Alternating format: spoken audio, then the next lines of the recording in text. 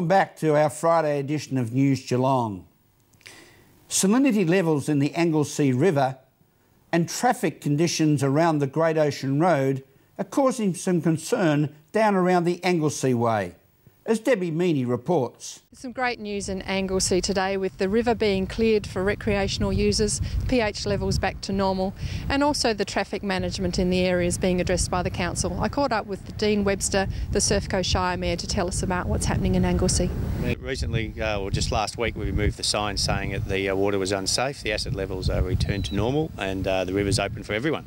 There's been a lot of concerns from our community over the recent months, but you know, it's not as bad as it makes out. It's a natural occurring event, and that has resolved itself naturally, and that's what we expect to happen in the future. There may be some small adjustments we can make to help with that, you know, water coming in from the ocean and cleaning out the system, but everything's back to normal, and it's fantastic. We've had some concerns over the recent years about traffic management, especially where local traffic interacts with the Great Ocean Road, and we undertook a traffic management study, and we're just going to implement some minor outcomes of that, and that's mainly to increase intersection and pedestrian safety around the Great Ocean Road. Excellent. And using speed advisory trailers in the streets where people are perhaps going a little faster than they should? Yes, we have some issues with some of the main streets where traffic is going faster than it should, so we'll put our signage there. And there's other extreme measure, which includes speed humps, but we're not considering that at the moment. We'd rather education first. On the Surf Coast, this is Debbie Meaney for News Geelong. Thank you, Debbie, as we now turn to the pulsating world of Geelong sport and our very own hard-training flying hawk, Nathan Curry. Good evening, Nathan. Thanks, Rollo. First up in sport tonight, I caught up with the Geelong Supercats coach, Jamie O'Loughlin, who has been appointed assistant coach of the Australian under-17 men's basketball team. First of all, Jamie, how do you feel about your new coaching position? Yeah, I'm pretty excited. I've been working in the elite junior development area for Basketball Australia for 4 or 5 years now, and it's nice to be appointed to a team to attend the World Championships. I read you worked with the under-17s in the lead up to the 2010 World Championships. Was your performance there a factor in your appointment? Yeah, look, in my discussions with the head coach, who was part of my appointment, he was happy with what I did, which is Guy Malloy, who's been reappointed for this Worlds as well.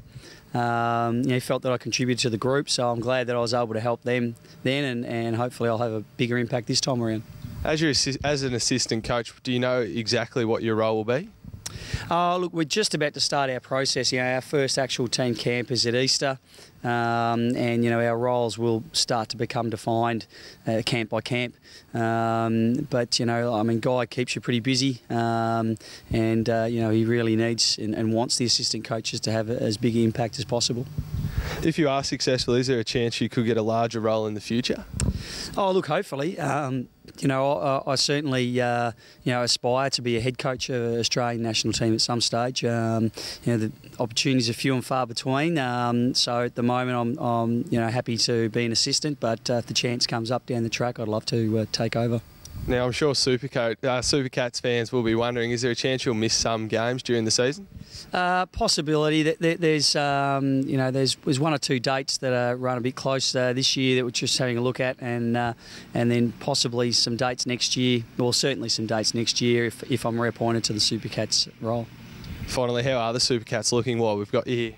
Yeah, look, a little bit different. We've had a few guys, take the year off or in Braith's case, retire. So there's been an opportunity for a couple of young guys to come into the group. And there's some talented players and look to have a big future, but they're inexperienced. So, I think it'll be very much a learning curve early in the season. But having said that, we've got the league MVP coming back. We've got 3 or 4 really strong local players who've been there a long time now, and so I expect us to be very strong. And second half of the year, hopefully, we'll be up and flying again like we were last year.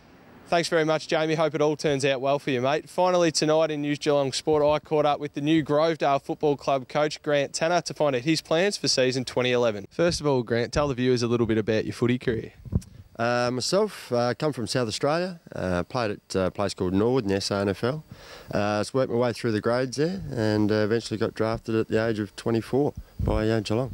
Now tell us about your coaching career. Was Newtown and Chilwell under-18 side your first experience as a coach? No, I've had quite a few around the country actually. I've coached up in Cairns with the Cairns Saints, been in Busselton in Western Australia probably for the last 2.5 years, and come back here, did a favour for Terry Bright, and he, I worked up there last year with under-18s, and unfortunately come runner-up last year, but yeah, Grovedale opportunity come up, and basically my girlfriend said, what else are you going to do in the winter? So I thought I'd take it and have a crack, and it's all good. What attracted you to the Grovedale position? The fact that they had a very young list, and that's what I like working with. And obviously, lads at a young age, you can actually develop them and develop their character and so forth. So that's the really appealing thing to me. What recruits can you name for us? We've got Brendan and Justin Ross from Melbourne. One's 6'8", ruckman, and the brother's 6'4". Probably the two biggest blokes we've got in our club at the moment. So, but they look like likely tops. We've got our first trial game this week. So until I see them play, I really can't tell you much about them actually. Will you base your game plan around those two big boys? Oh no, not really. It's just handy to have those. I think your game plans change week to week. A lot of people try and put in place, a standard game plan, but it depends on conditions and grounds and whatever. So no, we'll assess it every week and go from there. What expectations are you placing on the side this year? Look, all I've asked of the boys so far is just to be very competitive and hopefully to bridge the gap from the top sides to us at the moment. Obviously the last few years they haven't been too flash, but if we can narrow that gap and be consistent and be more competitive for long periods of time, that's what I'm basically aiming for. All right, that's it for sport this week. I'll see you all again on Wednesday night, but until then, it's back to you, Rollo. Thank you, Nathan. And now to the latest weather information for the coming week in and around Geelong and District. A very good evening to our own sparkling Lani Salathiel. Good evening, Lani. Thank you, Graham. Looking ahead at the continued autumn Geelong weather. Tomorrow, Saturday, we can expect isolated showers early in the morning with a sunny afternoon and a top of 21. Continuing into Sunday, a sunny day and a top of 27. And looking ahead to the start of next week, Monday will be a partly cloudy day with a maximum of 29. For Tuesday, will be a cloudy day with some isolated showers developing later in the day and a top of 27. For Wednesday, it will be a cloudy day again with some isolated showers during the morning and a top of 25. Thursday is expected to be partly cloudy with a top of 20. And today we had a cloudy day with some isolated showers in Geelong, a top of 17. And that was the weather forecast for Geelong and surrounding districts for tonight. Until next week, have a safe weekend. It's back to you, Graham. Thank you, Lani. Have a good weekend and we'll catch up with you next Wednesday evening. And thank you for being with us on News Geelong this Friday evening. Remember, Arthur and Jeanette Binns, go Man U. Take your time and smell the flowers. From all the team at News Geelong, have a pleasant evening, a safe and enjoyable weekend and a very good night.